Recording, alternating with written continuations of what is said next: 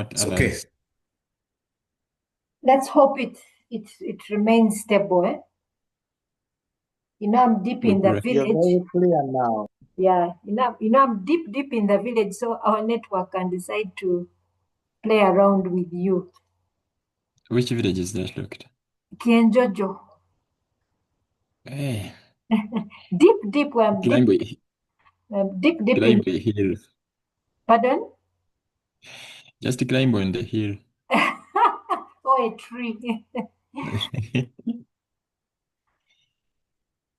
Okay, let's begin again. So the beginning of any research begins with a research problem. Many times we think a research begins with a topic. No, it begins with a research problem. And this is the most important thing. The research problem sets the tone. It's the one which determines once you identify your research problem, it means that you have identified what you're going to do. And where does a research problem begin? It begins with literature review. You need to read. I was talking to, I'm fortunate enough to be where I was assigned a PhD student at UMO with a lecturer who is in Finland, I believe, at the moment. And we were talking to him, and my colleague in Finland told the student that he said, number 1, read. Number 2, read. Number 3, read. Number 4, read. Number 5, read. Yeah? So that's where the research problem begins. You have to read, and read. Why? You are identifying where the problem is. And a problem, like we said yesterday, a problem a problem can start from observation. Things that we are doing in our workplaces, there are things that we see.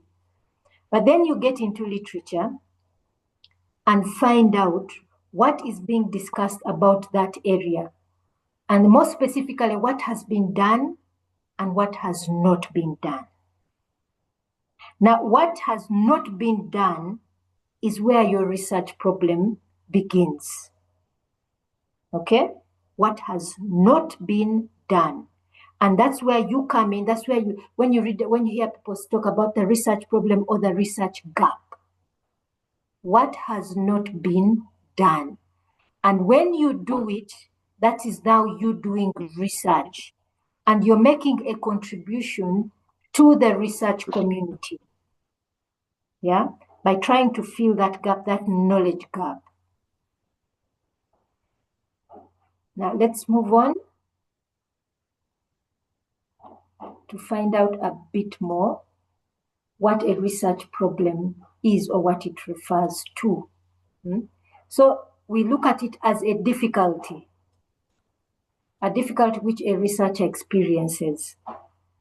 So the researcher will experience it, first of all may experience it through observation in their workplaces. Then the other will experience it through literature. Through literature, reading. So this can be in the difficulty can be in theoretical, that is literature, or in a practical situation. And you want to obtain a solution for the same. So in the research process, the research problem is the first step. It is the beginning. Please note, it's not the topic, it is the research problem. So you can begin by first observing it in a real life situation. Like I said, all of you are working. And as you're working, there are situations you encounter. There are things you encounter and you begin to see. And those things are the first things that raise you to bring up, that start to give you an idea of what exactly is going on. So these real life situations then lead us to read further. To read further and ascertain in this situation what what has been done in terms of research, what has been done. So there are two types of problems, research problems. There are those which seek to understand the nature of something. To understand the nature of something. For example, here we see the state of ICT governance processes in institutions of higher learning. That is, that this one is seeking to understand, is seeking to explore and describe. That's one research problem. The other one relates to relationships between variables. So here you have the lack of chemical fertilizers is the main cause of low production of grain food. Now already you can tell the research philosophies where each of these is falling. This one is a phenomena that seeks to be understood. This one is looking at, is very much of a, leaning towards positivism, trying to understand the relationship between two variables. So this one is making a statement that chemicals are the cause of low production, and it begs to be proved or disproved. Yeah, it's begging to be proved or disproved. Already, this kind of research these are your typical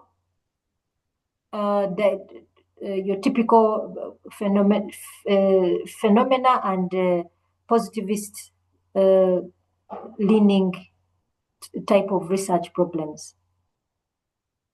So the research problem is tied to either an individual or a group or an organization, that difficulty. It's tied to a certain context.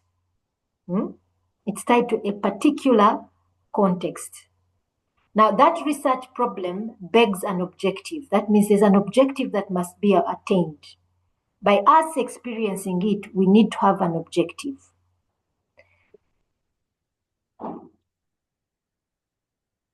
Now, we always say that there are alternative means of obtaining these objectives. But the researcher is given the opportunity to decide on how they want, on which objective they want to attain and how they want to attain it. The researcher is always given that objective. Now, once the researcher makes their path of this is how I choose to attain this, the researcher should be able to defend it. I remember when I was defending my PhD, there was one of the professors on the panel. I had read actually some the work they were doing, and it was in the same area as I. Now he had chosen to use one alternative, and for me, I'd chosen another. So he tried to push me towards his, that for us, this is how we did it, this, so on and so forth. And good enough, a colleague of mine had told me that do not allow somebody to take you in their research. If they have chosen to take one alternative, you have chosen to take another, and you should have reasons for that. So I defended it. I said, yes, I'm aware that that's the alternative you took, but for this particular research, we chose to take this path. And he was trying to push it, and the chair of the panel actually told him that, Professor, are you happy with that answer? Then leave it. Yeah. So there are always alternative means, but you have chosen yours, and you should be able to defend it. You should not saying that the other one is rubbish or it is wrong, but this is the path you've chosen to take. This is the method. As long as it is a scientific method you have used, nobody should try to push you towards a certain line.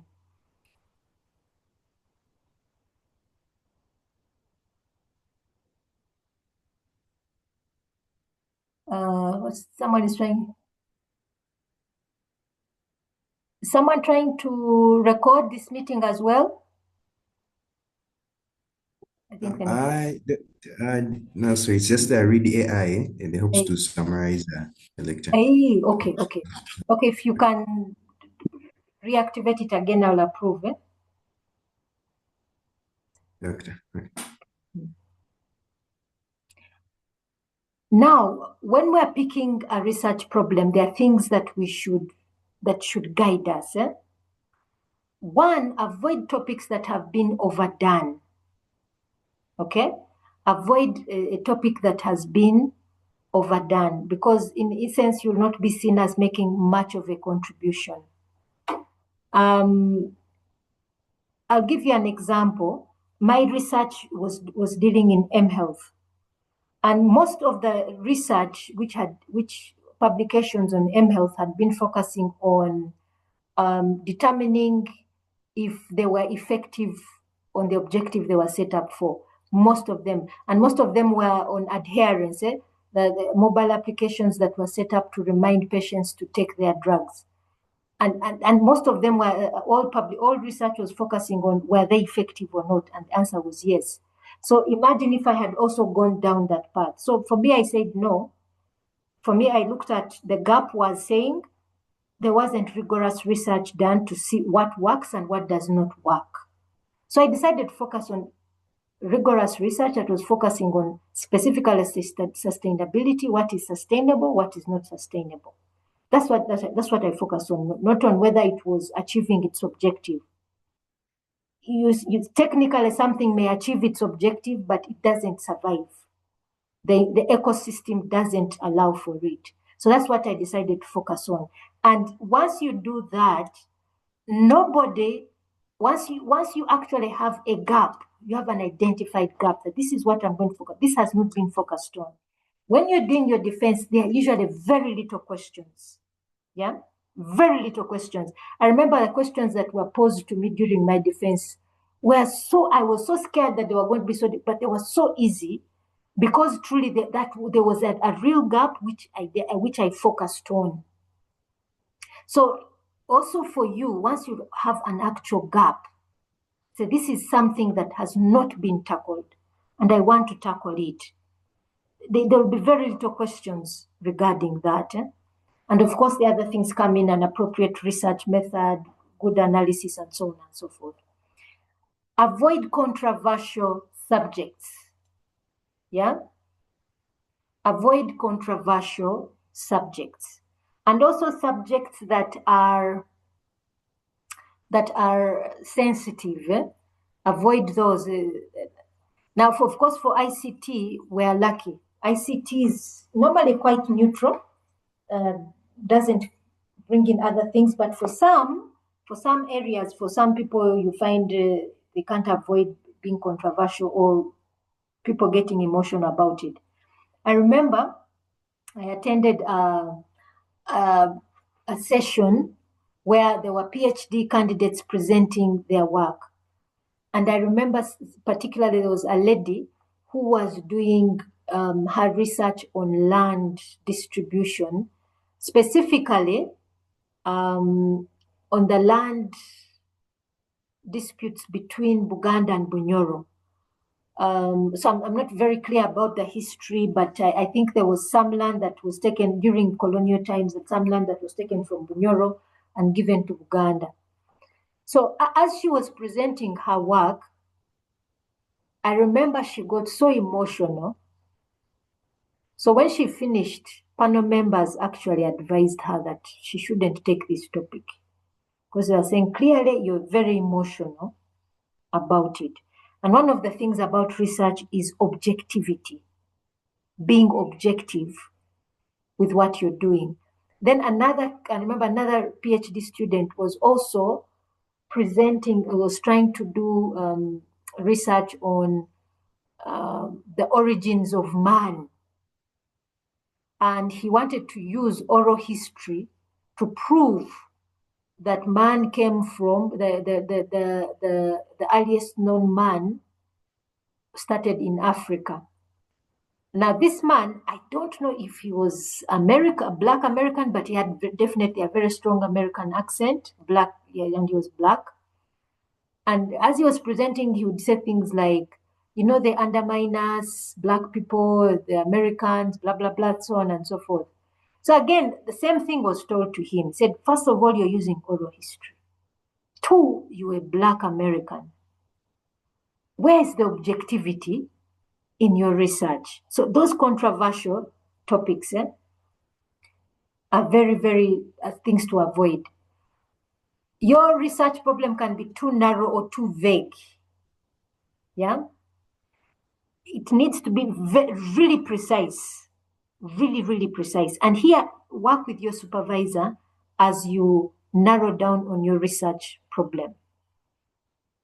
You should focus on something that is familiar to you, and is also feasible. So one of the things we usually focus on, especially at master's, because at master's level you're working, you can very easily look at your environment, the environment in which you are. It is something that is familiar to you. Focus on that. So I remember, like for me, I decided to focus on area of ICT. One, it was something that was, because I'm an ICT professional. Two, I decided to include development studies because that was my first degree. And it was something that I fell in love with development studies and the principles behind it. And then something feasible, where you can easily get data, where you know you can easily get your data.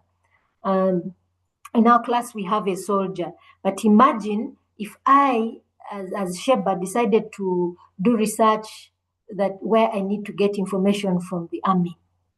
I think that would be not feasible for me because I do not have any contacts within the army. Or imagine me trying to get very sensitive information from the army. That isn't feasible for me. But if, let's say, I was doing research on academia, something on academia, or on farming, for example, I'm here in the village on tea farming, and that's where I am, that would be something feasible for me. So pick an area that is familiar to you and that is feasible to you, and where you know you can actually get data. Let me move this thing on this up here. So consider things like the costs that may be involved as you tackle this problem, the time factor, then the qualifications and trainings, your qualifications and trainings. So there's some research which is for undergraduate, then there is master's, then there's PhD. So consider time factors, you consider costs and so on and so forth. Then selection of the problem must be preceded by a preliminary study in case of new problems. Taking time to talk to other people, but reading is the most important. Reading, read. Before you select your research problem, read.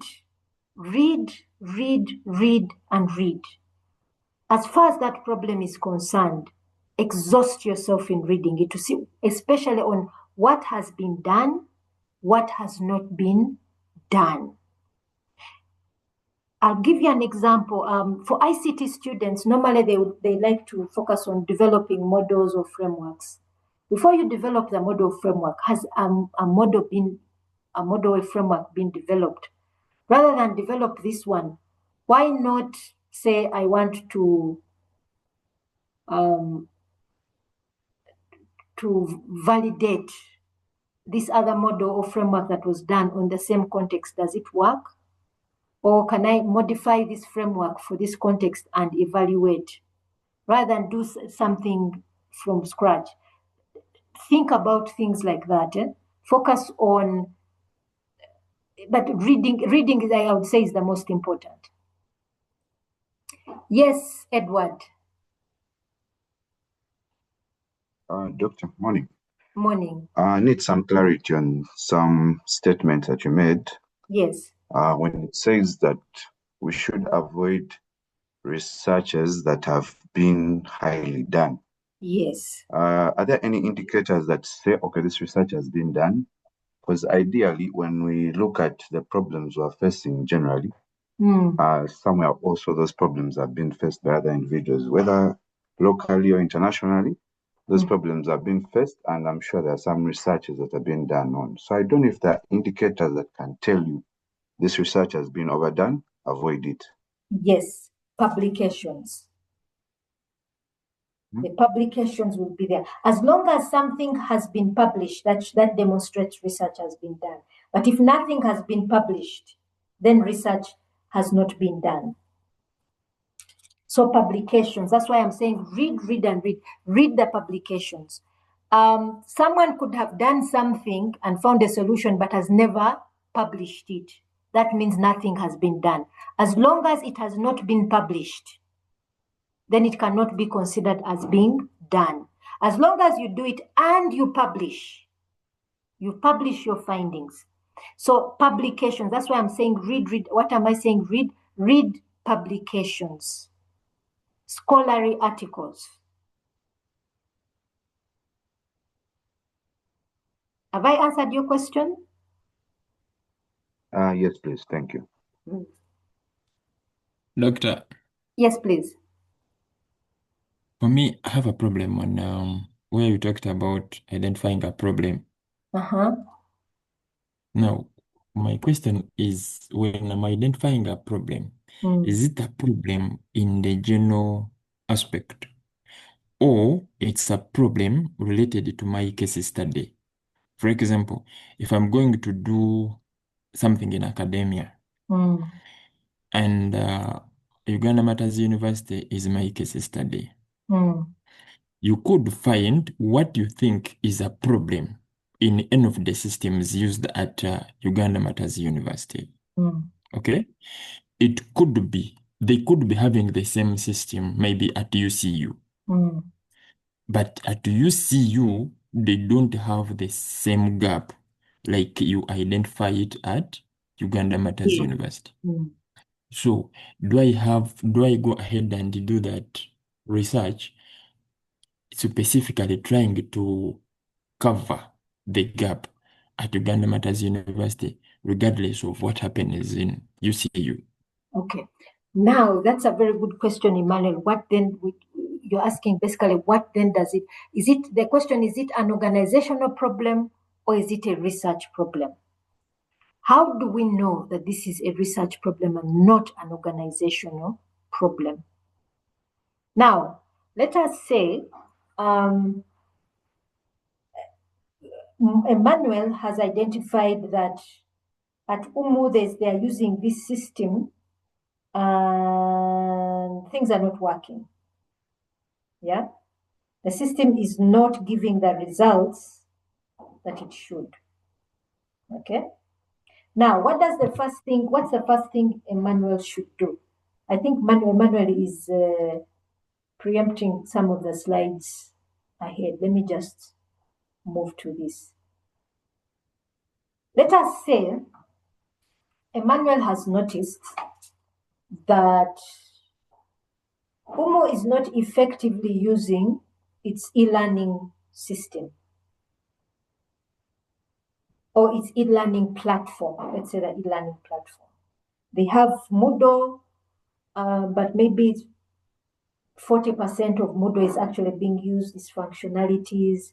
We are barely seeing online forum discussions. We are barely seeing the library linkage, so on and so forth. We have Zoom, but maybe only 30% is being used. Maybe we have e-resources at the library, but maybe they're barely being used. Only 10% of the population uses it. Or look at the entire platform. And we say, Manuel says, like he's saying, could this be an UMU problem?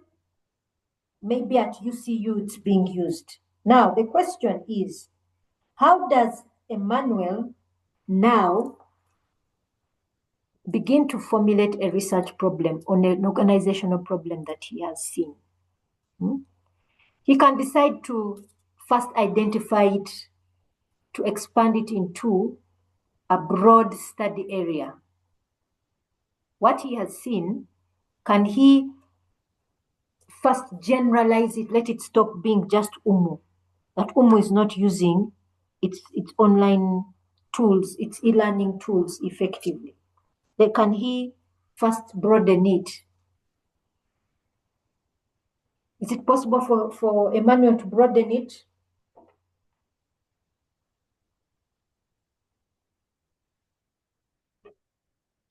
Can we try as a class to broaden it?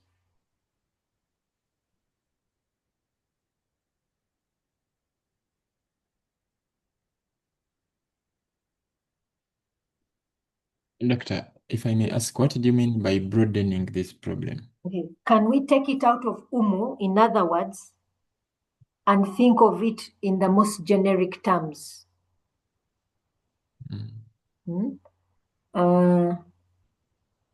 Maybe thinking about it as effective use of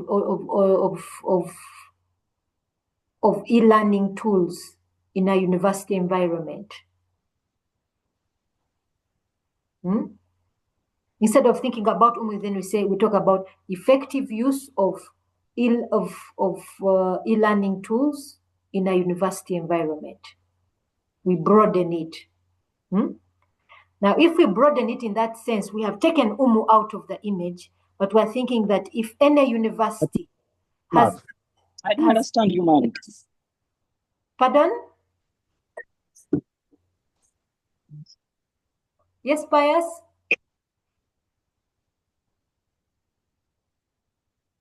Pius forgot to move his audio. Pius, okay, yes. Yes, doctor, I am sorry, I've just joined. Okay, I've just joined the class. It's okay, it's okay. So if we are to think again about Emmanuel's example, we broaden it, we take it out of UMU, and we talk about effective use. What we are looking at is effective use of e-learning tools in a university environment. Now, from that point, once we broaden it, we can decide to say, okay, let's now go online and look for publications regarding this topic. We go to Google Scholar, a researcher goes to Google Scholar, types in this search term, effective use of online tools of e-learning tools in a university environment. Starts to search, begins to read what has been done, what research has been done in that area. As he's searching, maybe he finds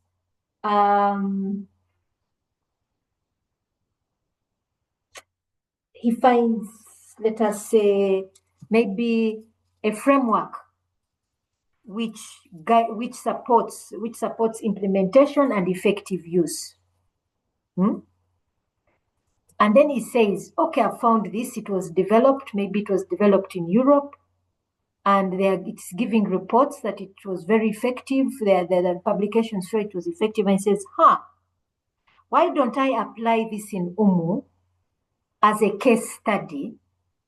I apply this framework as a case study to see if I can bring about increased adoption and use, effective use. He goes ahead and applies it, then reports back to the world, to the research community, that we had a case of a university that wasn't using these things effectively. We have this framework that had been created and used in Europe. We have applied it, and these are the results. They could be positive, they could be negative, whatever the case. He provides the results that maybe this framework is not very effective for Uganda, and his proposition now to the research community is develop a framework that is effective for Uganda to help us, to help a university community effectively use. Emmanuel, have I answered your question? Doctor, I think. Pardon? Yes, you have. Okay. Now, that was just an example of how you begin to formulate your research problem. So again, like what Emmanuel has given is a very good example. You observe something within a certain context, but it could be just in that case study where it's a problem, but you broaden it. You broaden it and then begin to search in those terms. search and then find out what has been done, what has not been done. And then you fill in, you start from there. That is how we formulate our research problem. So maybe if I can just go back to the previous slide, looking at techniques involved in defining a research problem. So the statement of the problem is given in a general way. Now, remember what Emmanuel said.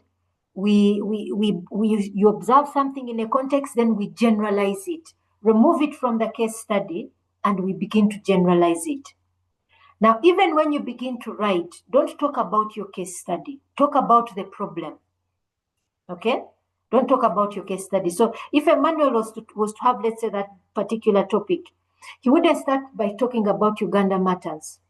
We shouldn't be saying. Immediately he should be talking about e-learning in a university environment. Why is it important? Then why is it important? Then it becomes extremely important for effective use. Now, what happens if we don't have effective use? We are failing to attain the benefits of online learning, all the benefits that come with it, using all these systems and platforms. So he goes on ahead, then he says, what research has been done on effective use of online learning. He begins to talk about it. Then he begins to talk about, okay, there was this framework that was developed in Europe. These are the results that it has done, but it has never been applied in a developing context like Uganda. So therefore, a developing context like Uganda, where we are beginning to adopt online learning, we want to apply it in a context where there is ineffective use to see if it will produce the results. So that would be his objective. That becomes his objective. Application of this framework in a university in a developing context, and then get the results. At that point, he hasn't talked about Uganda Matters University at all. He will talk about it in his methodology chapter when he talks about the case study area. He doesn't discuss it at all. He has focused on his problem area. So that's where it becomes important to understand the nature of the problem. The problem is generalized, understanding the nature of the problem. This is now him talking about effective use, that online learning. Why is it so important? What are the benefits of it? What happens if you don't use these applications effectively? These applications are now being applied in developing contexts, universities in developing contexts. Unless they're effectively used, we shall not benefit. Then he surveys that whole time, of course, he's surveying literature, because all these things he's reporting back is from surveyed literature, what is available. Yeah? His idea is being developed through discussion.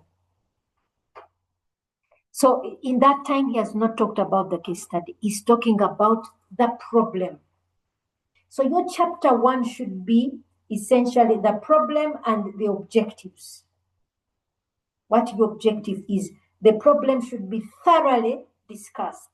Thoroughly. Not the case study, the problem. Yeah? So by the time you finally phrase your research problem, it should be a working proposition. Something that we know, this is what Emmanuel is going to tackle and why he's tackling this problem. So as this particular slide we actually used it to give the example of Emmanuel's case.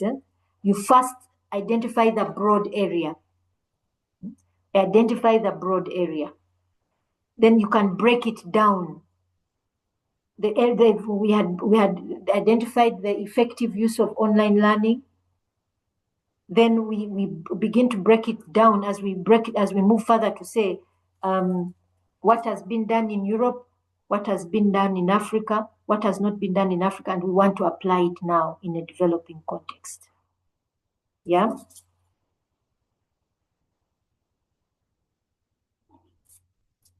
Once you have identified your research problem, you then phrase it into a research question.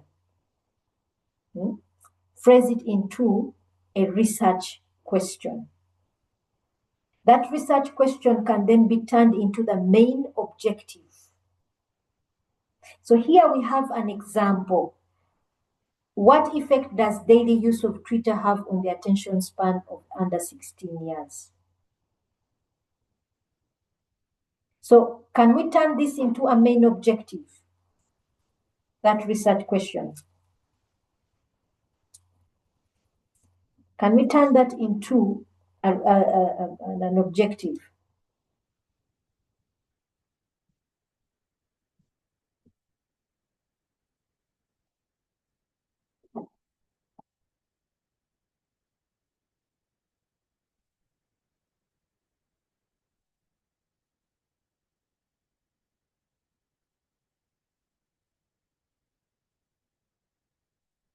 Is it possible for us to turn that question into a research objective? Doctor, Yes, please. I may try. Yes. To find out the effect, of daily use of Twitter. Yes. Yeah, usage of Twitter. Yeah, that's, I think that's a good one. To find out, we can say to determine or to identify. So any of those words, determine the effect, daily use, and then that main objective can then be turned into sub-objectives. Normally, the trick is to say, for me to determine or to identify the daily effects, what should be how should I subdivide this main objective? How should I subdivide it? That at the end of it all, I have attained that main objective.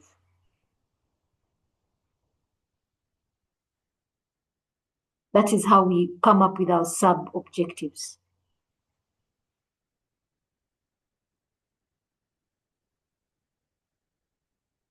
Is it possible for us to subdivide that? Yeah. We can use, hold on a second, we can use a whiteboard. Let me see if I can.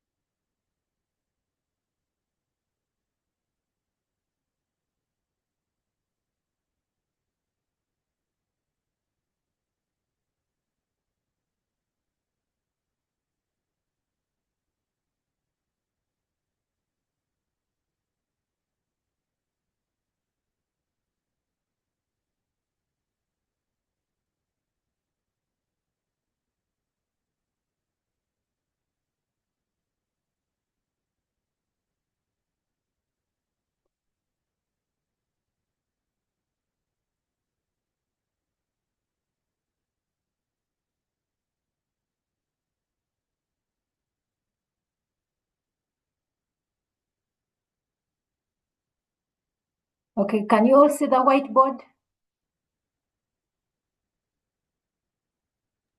Yes. Yes. Okay, so if we say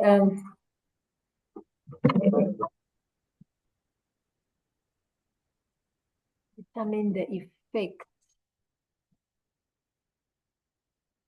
of daily use of Twitter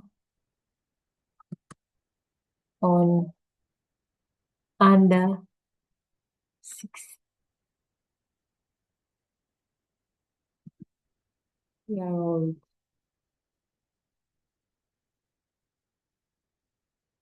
Okay, that is our overall objective. How can we subdivide this? What would be, let's just brainstorm. What would be the first objective? To be able to determine what could be the first objective. Doctor, if I may think to the other. Let's go. Yes, Pius? Emmanuel Pius, I understand we are two Piuses here. Yes, yes. and This is three Emmanuels. I try. Maybe the first sub-objective would be addictive behavior. Addictive. Remember, we are determining. So Yes. we don't know what it is. So would it be, is this objective exploratory? Or is it explanatory?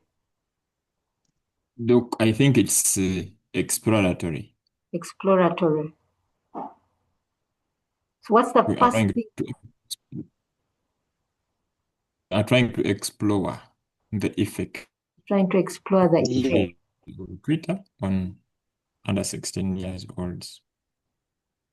So what would be the first So thing we I would think, to help our exploratory process? I think the first would be to understand what they do while on Twitter. Understand what they do. Because because if we get to know what they do, then we can get the effects. Effect. So probably the first one you're saying is identify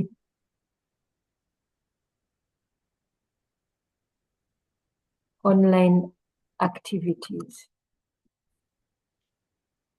of under 16-year-olds.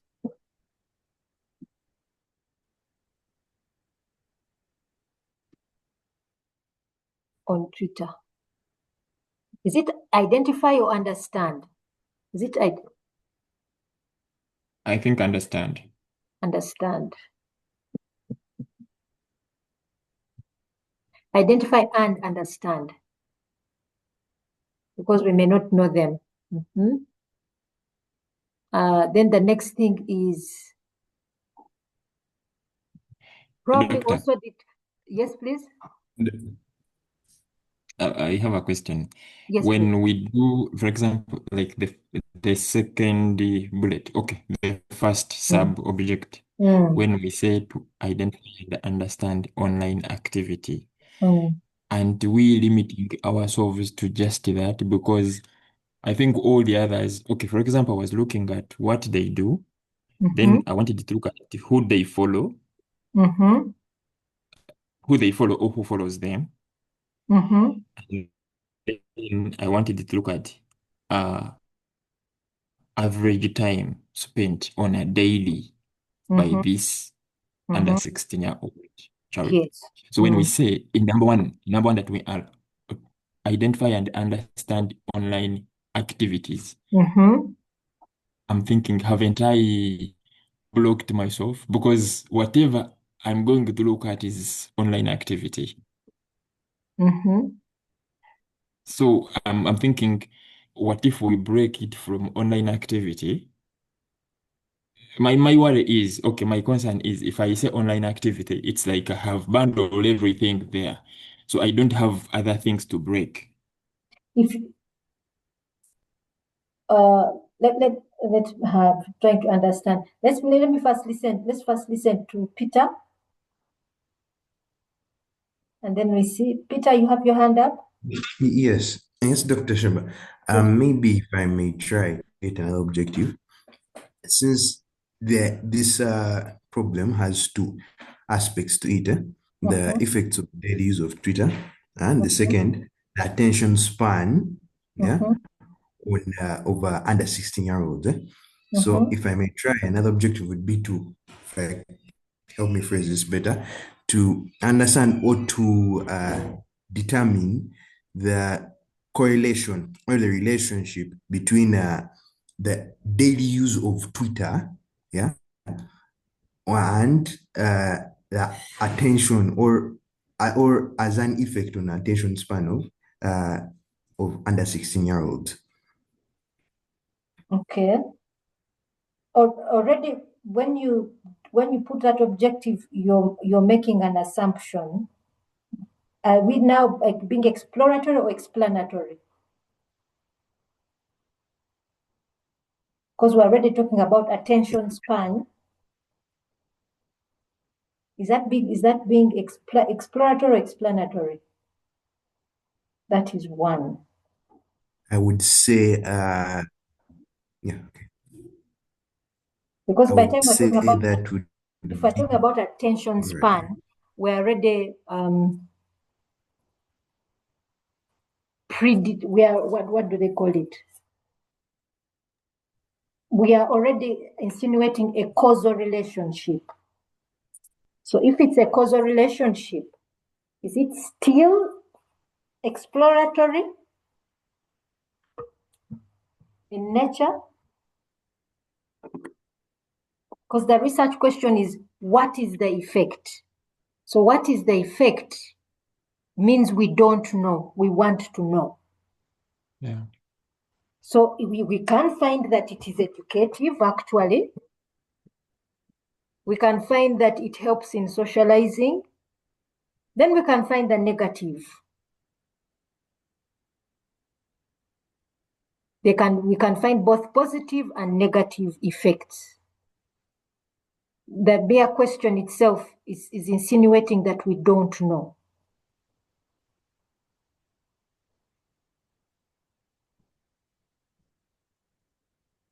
So if we say we're talking about attention span and things like that, we're already presupposing. Now that takes us away from the question which says what is the effect, which is presupposing that we don't know.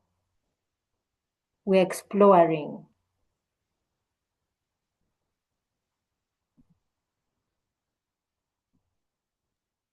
So, Doku, the other blade, can we try to understand who they follow?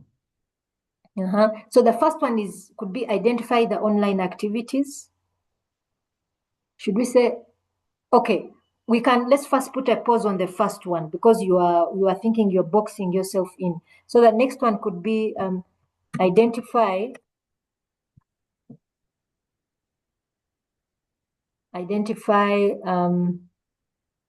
is it who they follow?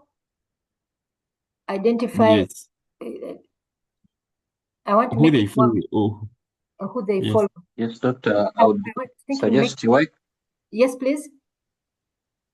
This is why shouldn't we phrase it in such a way that to analyze the patterns of Twitter usage in terms of time spent and type of content engaged by the under 16 years old.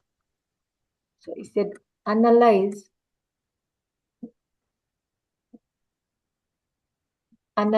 sorry.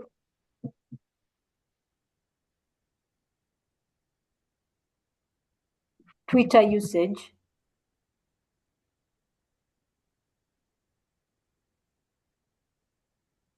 And Twitter the usage, content. first, Twitter usage, you said patterns and content. I was saying that to analyze, yeah.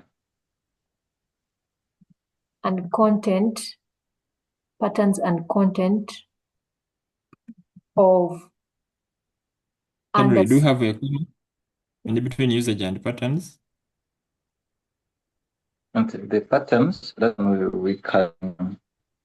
the patterns can be in terms of like the time they spent there and Yes, even the content they try to engage with. Yes, my question is Twitter usage, patterns, and content. So I'm saying, is there a comma between usage and pattern? Are they independent items?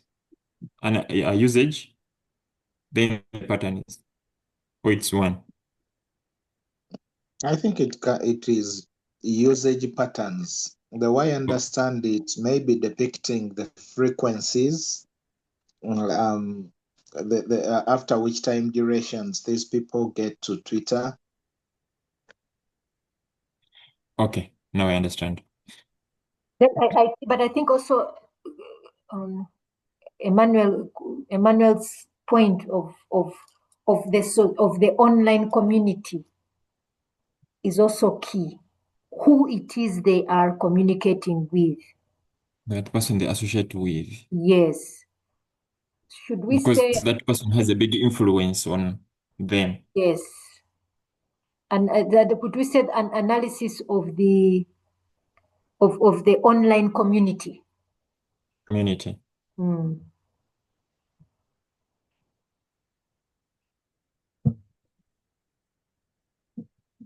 Analysis of the online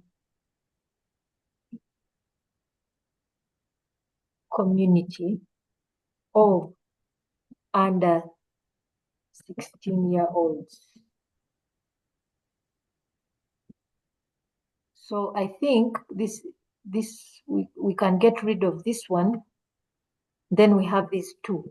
So we've analyzed the Twitter, the usage patterns. We've analyzed the community. Any other Doctor. analysis of? Yes, please. Yes, David. Yeah, I heard Emma talk about analyzing the daily usage. Is it also okay? Determining the average usage time they spend on Twitter. Does that one also work? Can we add that one? Is that one taken care of in the first, or that one can't be? I think it's already covered in the taken care of pattern. I think in pattern it's already there. Yeah. Already in Yes. patterns. So we've analyzed the patterns and content. Then we go on to the community itself. Okay. And then what else? Doc, Yes, please. I think it would also be important to analyze how their behavior on these virtual platforms affects their associations in real life, away from the virtual environment. Okay. Analysis of the analysis. Real world interactions. Yes. How do we phrase that one?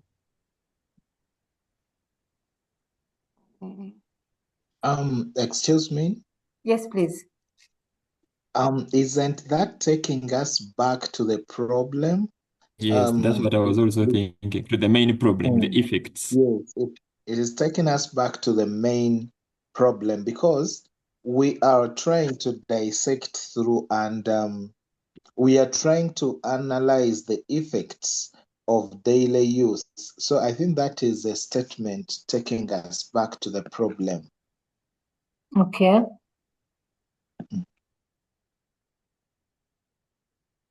So let me see.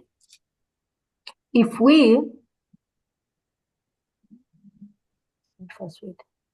we analyze patterns and the content, that automatically that will now we can actually when you identify any objective, you can begin to understand that once I analyze this, what will it tell me? It will tell me what they are seeing on a daily basis, if it is good or bad, the time spent online, which affects their interaction with the external world, with the real world, the physical world. Then if I also analyze who they are talking to, is it their peers? Is it predators? Is it teachers? Who is it? Then I can determine if it's a teacher, maybe that contributes to education. If it's my peer, it helps maybe in conversations, and it helps maybe in friendship, and sometimes even in bad friendships and things like that. It brings out a lot. Here you can already see what, if I achieve this objective, what does it bring? But I think we should have at least at minimum 3 objectives. What else can we analyze from this? What else can we look at?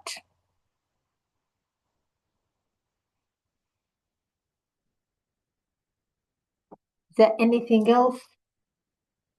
Although sometimes just these 2 may be enough.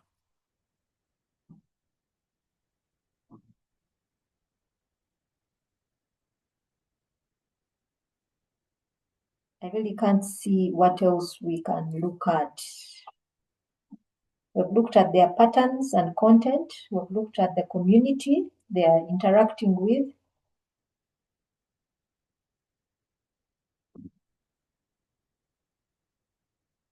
Look, Yes, please. like I was saying in the first statement we had written that we are kind of blocking ourselves. If we really, really want to have a third one, maybe from the look of things, then we might have to remove the and make Look those at two content. bullets. Yeah. You Content. analyze the patterns, then in number 2 you analyze content, then in number 3 the community. The community. Yeah. I think so. Making them independent bullets. Yeah. So in each case, you're also keeping yourself very open. In all cases, we're really exploratory in whatever it is that we find. We are not predetermining whether what we're going to find is positive or negative. We are simply going to discover, describe, and report back. Now, later on, somebody else can use this research and make it explanatory. To see that, maybe develop hypotheses from them where there is a negative one, whether to prove or disprove. If it is, if one realizes that it's educative, then the person will prove or disprove that Twitter is actually educative for an under 16-year-old. If it is a question of determining a negative effect, like maybe being antisocial, the person will prove or disprove. If it's about increased online bullying, if you're an under 16, the person will come in to approve or disprove. But this person's research, with such an objective, it becomes exploratory in nature. Is that one okay? Yes, doctor. I think, yeah, I think so. Yes, it is.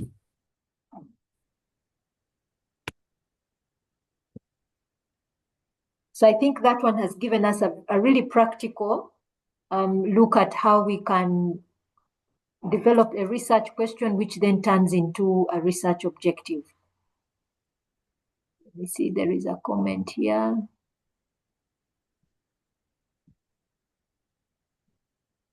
It's okay.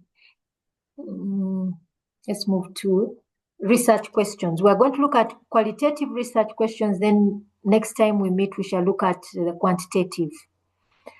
So we've looked at deductive and inductive research. So that is normally inductive is qualitative, deductive is quantitative, or phenomena coming to the positivist viewpoint.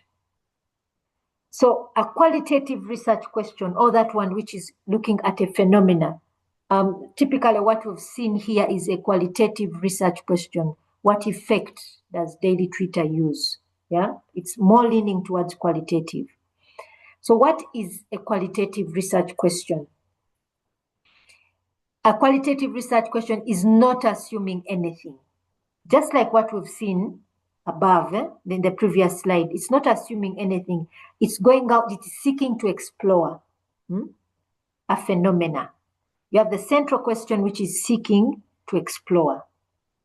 So the researcher needs to ask, what is the broadest question I can ask on this study that will allow me to seek without assuming anything?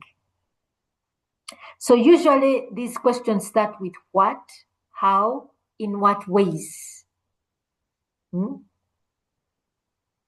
Once you begin with why, it implies there's a cause and effect. Once you start the question with why does Peter come late to class every day? I'm looking for the causes of Peter's late coming.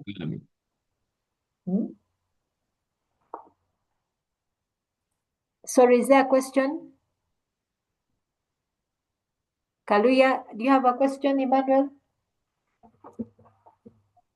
No. Okay, let's go on. Doctor, Yes, George, please. I can request you to sample us with some qualitative research questions, as in examples. Examples, I think there should be some in here we have it. Here we have some. What factors would affect the adoption of an IS innovation in an organization? That's a typical one. So one can decide to design an IS innovation. Let's say an IS student can decide to design one, implement it, and then determine what are the factors that will affect. How So, would Doctor, yes, please. so Doctor, you mean that qualitative research questions don't require any kind of assuming; they need the facts only. Yeah, you're going out to explore. Let me also even give you another one. Let's say you're an IS student. Yes. And maybe your research problem is let's say,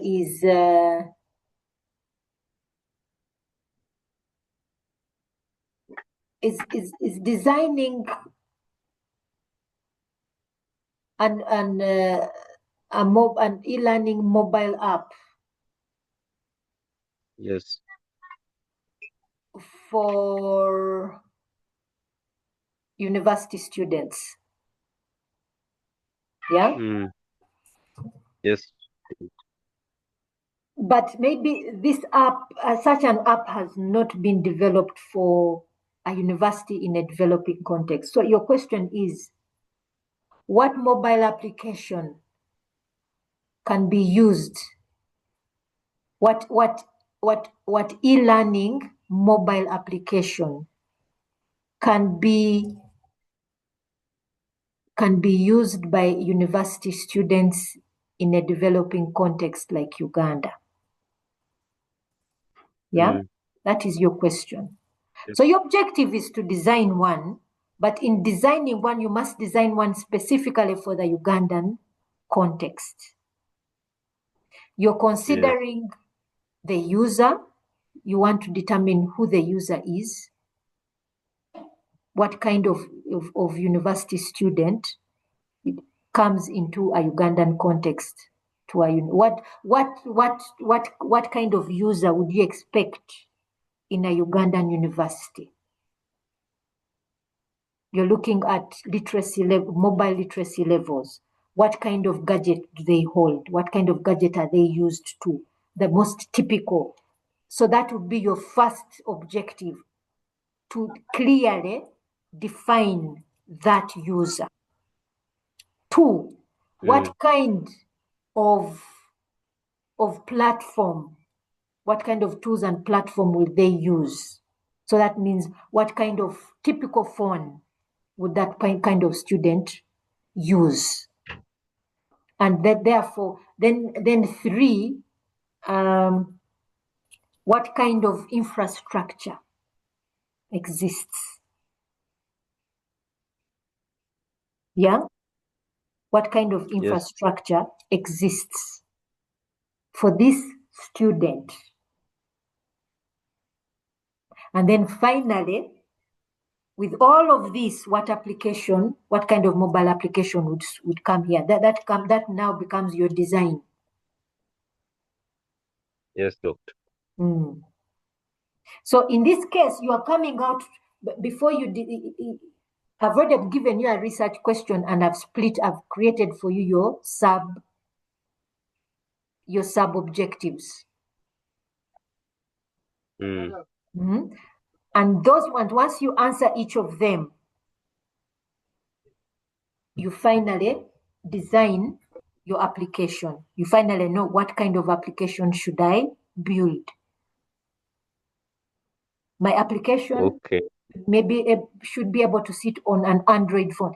Are all of you holding Android phones? But nowadays I have my nieces. Every time I see them, they have iPhones. Me in the village here, I can't afford the iPhone. So you may find majority of you may have iPhones. So typically, what would the university student hold? Is it an iPhone or an Android phone? So you'd answer. Then typically, who is the university student? Who is the typical university student? That is, you're now defining who the user is. And these questions, by the way, George, it's not you answering from observation. You're getting this from literature. Who is a typical Ugandan student? University student. So you're actually using literature to define who these people are. It is not necessarily that you're going to getting the slide, please. Pardon?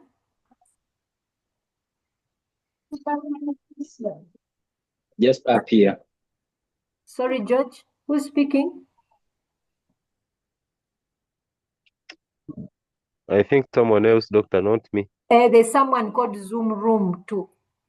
Zoom Room 05. Let me mute.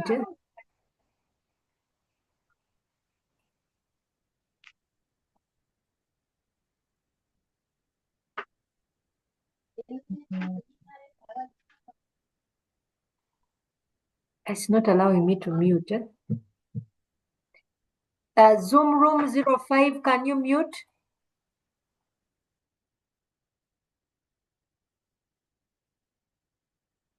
He has muted. Yeah. So, George, in other words, when you subdivide that question, let me go back to our screen, to our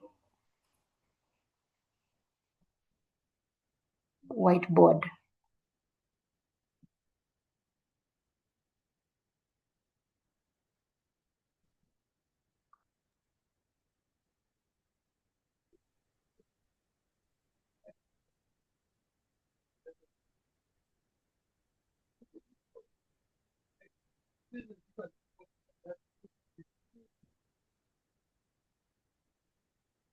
Okay, let's go back to our whiteboard here.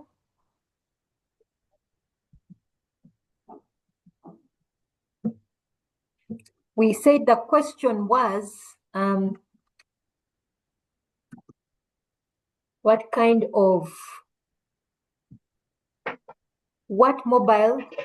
e-learning mobile application can be designed for a university in a developing context like Uganda. So we turn this into an objective. Designing an e-learning mobile application for a university in a developing context.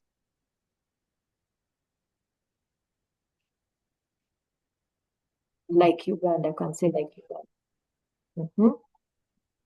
That's our overall objective. So our sub-objectives, we said, we can start with are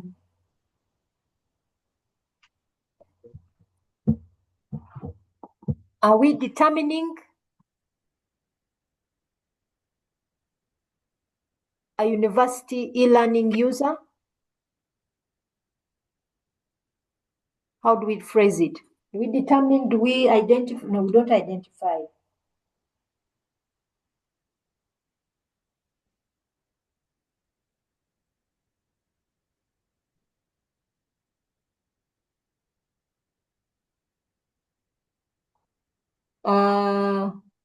Chivuna says we assess. We are assessing. Assess. Is it assess? Are we assessing? Doctor, I'm not sure. Not sure about also Doctor, that. I think Doctor, I don't think so. I don't think we me, assess. I don't Yes. think we assess. Look, I think we assess because you are trying to answer the question what e-learning mobile application can be designed. We assess. Doctor, if I may. Let's phrase it. Let's try and phrase it. Assess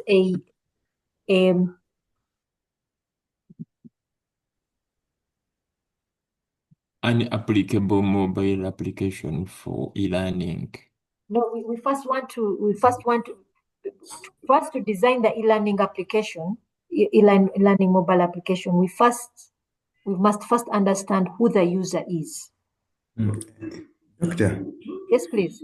If I may, here in this case, we are trying to build a profile to understand who a university student is in this case.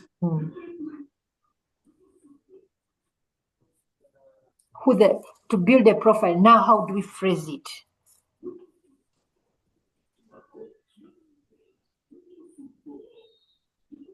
How do we phrase that? $1 million question is, how do we phrase that? Build that profile. Are we describing? Yes. I would agree. Describing. We are describing. Describing, yes.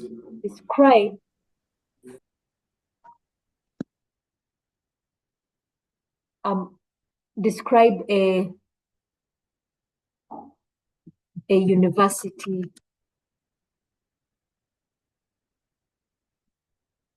e-learning user, or we describe a university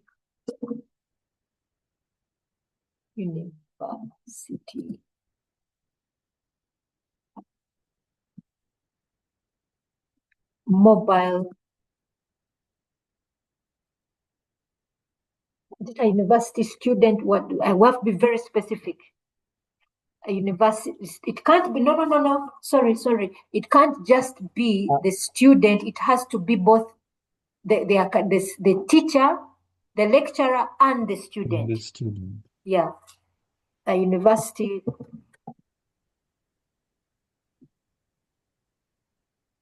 application user in a developing context.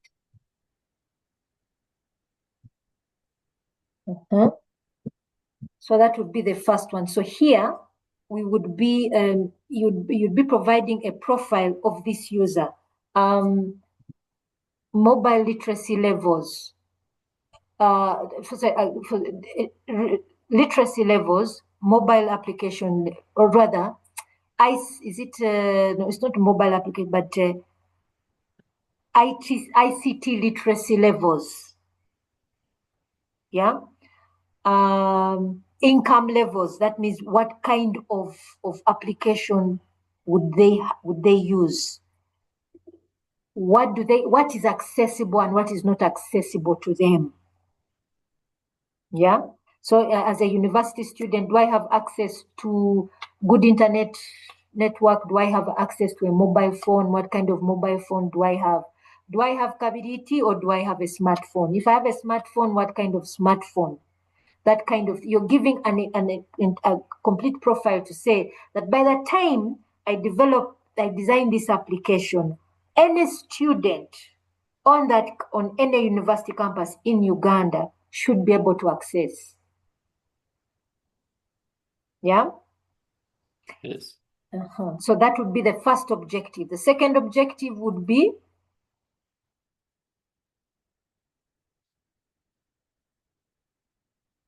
we want to describe the, what do they call it? The technology architecture on which university campuses, not just, yes, no, by the time it's e-learning, it means we're not just looking at the university campus, but the country, what the country holds. Because like right now, I'm at home. I'm in Kenjojo. So what kind of of technology infrastructure exists in a developing country like Uganda that Sheba can use her phone comfortably. And I teach, and I am either teach or I am learning using my mobile phone. So we'll describe the technology architecture available in a developing context. Yeah. That would be number 2. Then the third, after the technology architecture, what's the next thing we need?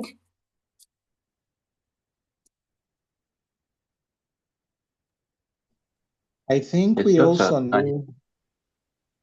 Let's listen to Emmanuel Pius, then Kaluya. Emmanuel. Thank you. I think we also need to know the description of the developing context because it is featuring everywhere. Yes. What exactly do we need to identify here? What do we need? That will lead, but remember, whatever we say must be helping us design out that mobile app. So what do we need to describe? Yes, Doctor. May I come in? Yes, please.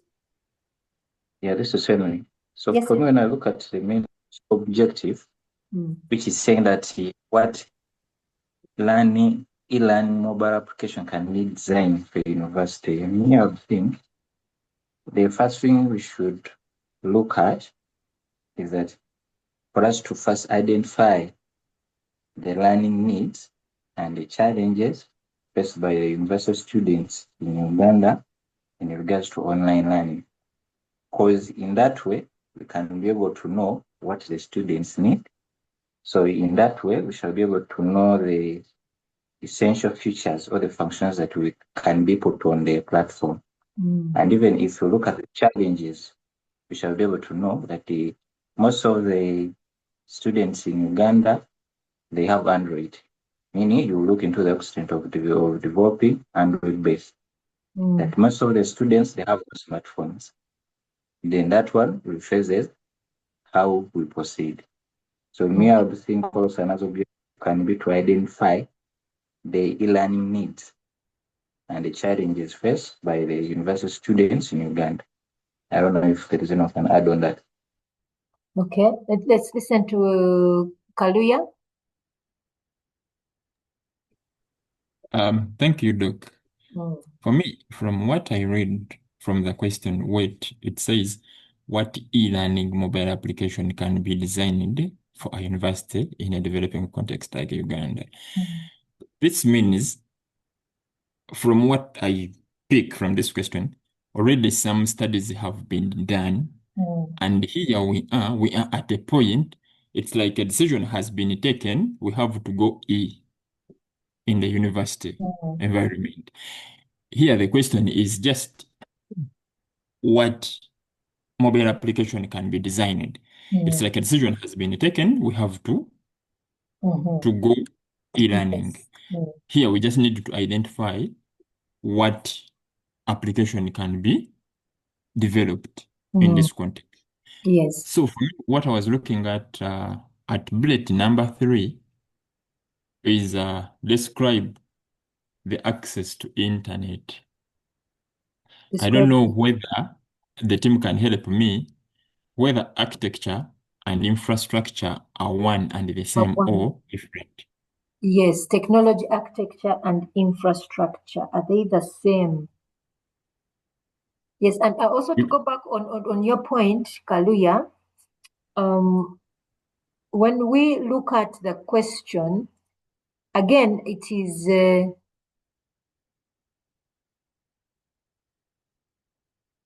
again, I think also the point you raised is important. We are, oh, sorry. I closed this by accident. So let me go back.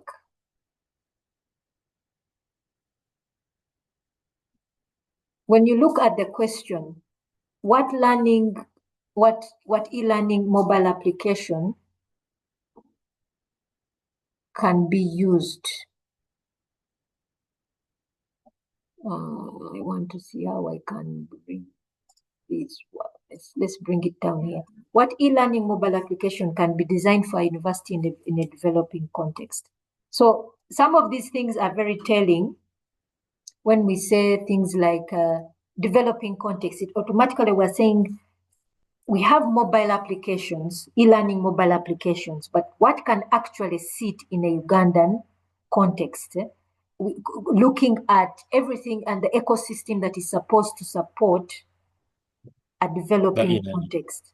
Yeah, so that is where the question is driving at, that a technology that can sit in a developing context. We're not yet looking at the futures, the actual futures. The question would have been, what futures should a mobile application have? But we're talking about an application that can be designed for a university in a developing context. So it's looking at something that can technologically sit in a developing context, that can be used sustainably or accessible in our environment. So that's the key point. The other one, if we're looking at e-learning needs, that one now is now looking at futures, and that would be a different question that is being asked. But that can also be done if the research problem determines that the futures are not usually the futures of existing and are actually of no use to e-learners in a developing context. Yeah, that can be another one. But if you look at this one, it's looking at what application can actually sit, considering the ecosystem that we currently have. So yes, Peter, you have a question? Yes, Doctor. Not a question. I think I would just like to add to what Emma and the previous gentleman mentioned concerning designing an e-learning mobile application. So yes, the question, if I may try to phrase an objective, I would say identifying the requirements for a university mobile application in a developing context, because I believe that encompasses knowing the types of phones people use in correlation to the kind of internet that is accessible according to the students in the context. I think that objective could cover all that. So could you rephrase it again? It is identifying the requirements for an e-learning mobile application in a developing context. Identifying the requirements. Now that I'm trying to. If we're describing the technology architecture, already the requirements are also being identified there. When you describe the existing, so this one should be describe the existing. Doctor. Yes, please. If correct me if I'm wrong, I believe when you say describe the existing technology architecture, you're finding out, for example, that the network, the devices available run on a 5G frequency, for example. Yes, existing. Another add that maybe 70% of students actually have smartphones. Yeah, I would say that falls under technological architecture. But to know whether that specifically Android smartphones can support the kind of app I need to build, yeah, I will be able to know whether that can be a requirement for that app. Okay. It's what I think, Doctor. That's why I feel like it's separate. It's a separate one. Let's It's a phrase it. separate one. Let's Yes. phrase it. We are identifying Identifying the requirements. which requirements, because still even the technology architecture is also a requirement. So we identify which one, which requirement. Because Or how about if I say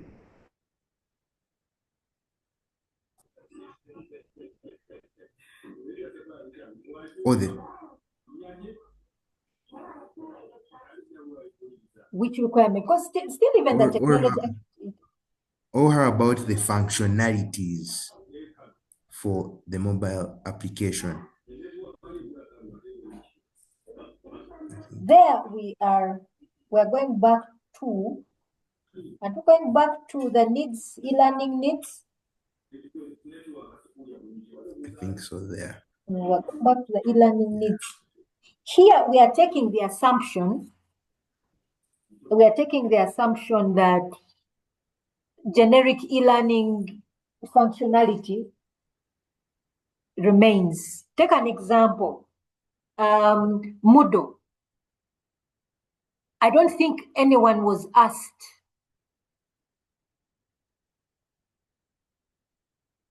when Moodle was implemented in UMU. I don't think anyone was asked about functionality needs when Moodle was being applied. Moodle has generic e-learning functionality. E-learning, the functionality that we expect from any e-learning system. You have content creation and storage. You have assignments. You have grading. Then you have the participants, specifically the rule that the users, where you have the teacher or the lecturer and the student. You have forum discussions, and so on and so forth. You have quizzes. You have the area where you can implement a quiz. Generic. So we're going to assume that functionality is generic. E-learning is generic. What it is generic, we're going to assume that. So, but now we want to see what is unique technology-wise, what is unique. Even on top of that, I'm thinking, when we describe a university mobile application user, and we also already identifying, and we automatically identifying even the phone this person holds. By the time we describe this person, this user, are we also not describing the kind of phone they hold? Because by the time we describe them as a user, we should also be describing the type of phone they use. So already there we are determining whether it is Android, whether it is an iPhone, its a capability, which is it? Doc. Yes.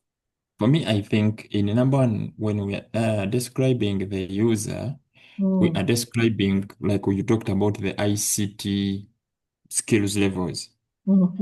Now, describing the iPhone, the Android, laptops, and all that, I think it's what we are talking about in the architecture available. Technology architecture. Technology architecture. Yes.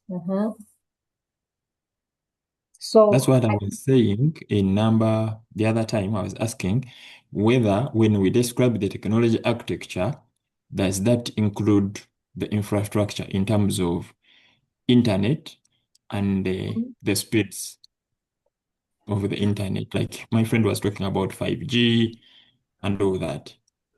Yes. Doctor. I think that should be the question. Should that be in infrastructure, technology infrastructure? Should that be a separate one? From architecture. Yes. Doctor. Yes, please. If I may answer Emma's question, I would say the internet, maybe access to 5G and 4G and the different tools still fall under technology architecture. Because when you go in there, you're going to understand the kind of phones or devices available in a developing context. Yeah, whether it's a type of whether it's a tablet, whether it's a smartphone, and whether there is a good internet reception, or maybe there are grids for people to access internet. I still feel it's under technology architecture and should not be separate. It should not be separate. Okay. Okay. Then what else can we possibly, what could be the third objective here? What could be the third objective? What could be the third objective here?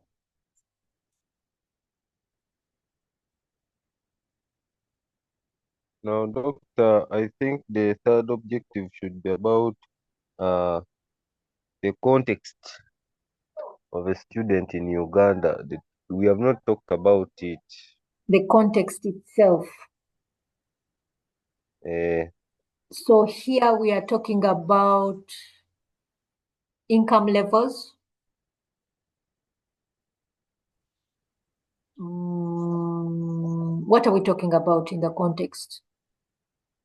Because when we talk about a developing context, we talk about the income levels, we talk about, okay, it's a university. So we talk about the university environment, what kind of universities that we have, accessibility, in terms of their we describe a university's ability to provide support for a student who's going to be using e-learning. In terms, take an example. The context means the university should be able to provide ICT support. The university should be able to provide support for the mobile application, and then the student themselves, what are their income levels? What kind of support do they have in terms of income? Income levels in homes, that would, if they're at home, are they able to buy bundles? Do they have access to this and that? I think that one, yes, definitely. And I think we also look at the Ugandan government policies in regards to technology. Yes. That one could also, let me first phrase the third one. Describe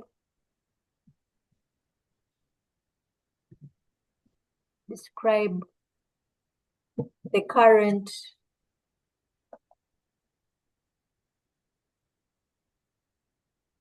describe the how do I phrase this? The context.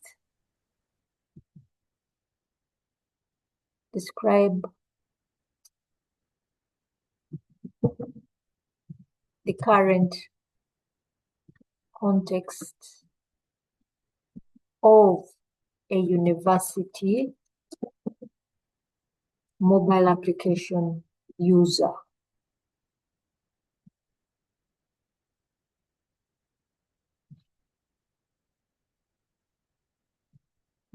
In a developing country.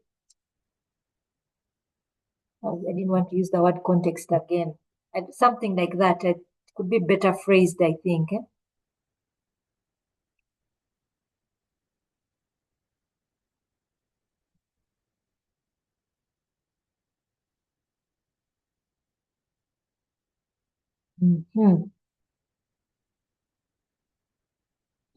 Then after this, the fourth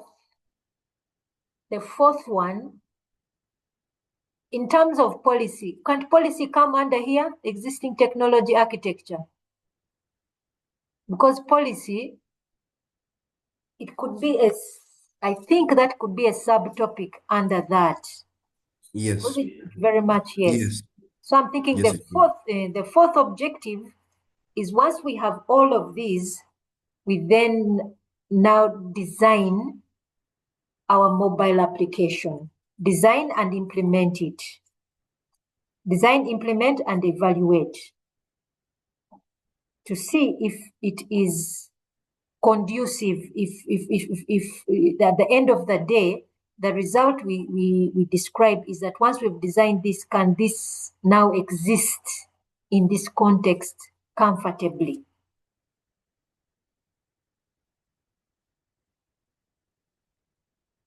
Yeah?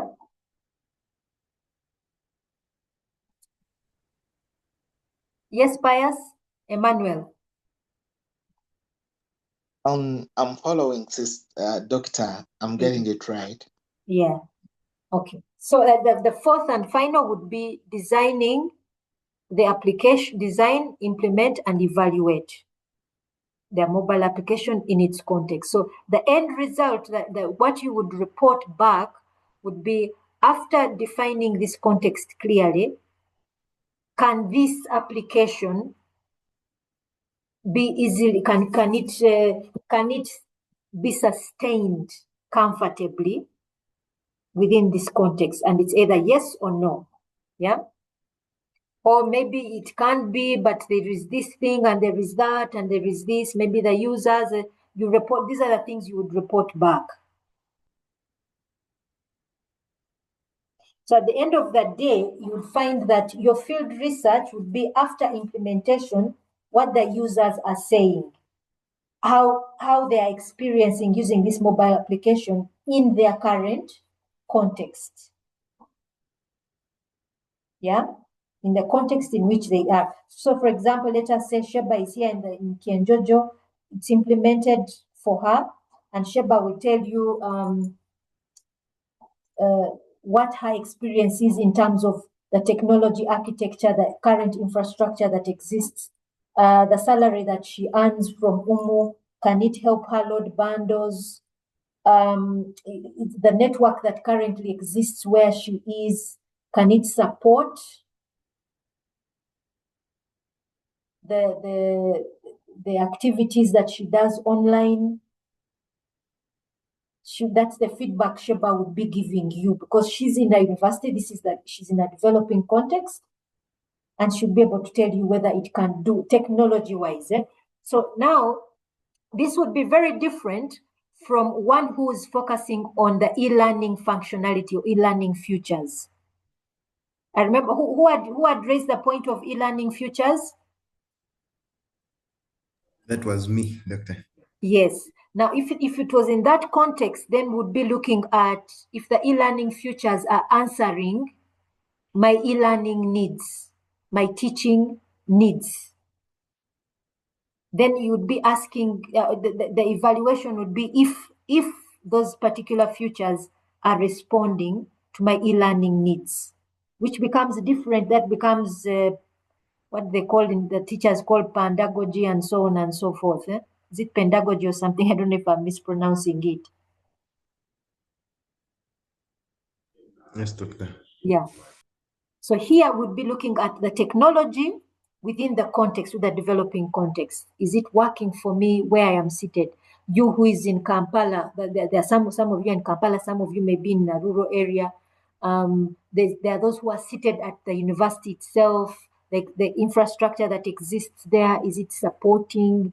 Is the Wi-Fi accessible? Is the link strong enough? Is the speeds, and so on and so forth. For me, I would be speaking from my context here. I am seated in the village and with the technology that I have. Yeah.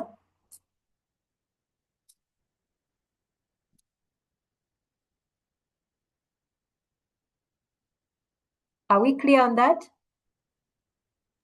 Yes, doctor, you're very clear Doctor. to me. Okay. Okay.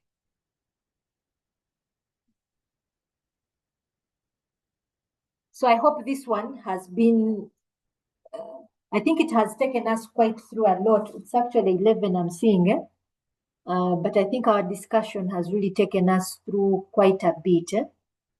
I'm thinking, is it okay if we end here and we pick up on this next Friday? Thank you, Doctor, so much. And I do request that you also share with us these slides. Yes. To continue getting through. Yeah, the slides, everything is there on Moodle. It's the recordings that I need to put up. Doctor. Doctor, Okay, since we can't access Moodle now, can we have the slides maybe on WhatsApp or mail? Yeah, no problem. Let me send to Kaluya. Okay. Kaluya, yes, please. Kaluya, could you just text me your email address? Okay, doctor. I'm going to send it on your WhatsApp. Okay, thank you. Yes. And the recording, Doctor. Thank you so much. Okay, no problem. Doctor. Yes, please. I need to ask, some of us were not able to attend the first lecture. Yes. And we do not have a group. Yeah. I gathered it from my colleagues here that they were put in groups, 3 different groups. Yes. Now, okay, what we had agreed that we have IS and ICT. Now, in each program, create groups. As I suggested, not more than 5 members. So within those, if you can create groups, but they have not yet passed these groups to me, so I don't yet know who is who, which group is what. So I think you have time to redo. All right. Yes. So I think that's fine. Then also there's a recording for yesterday's lecture. Sorry. I'll also share that with Kaluya. Thank you, Doctor. Doctor, it's my kind request that even the first assignments you sent, we have not got them. You all send them to him so that we get them because we have failed to access model.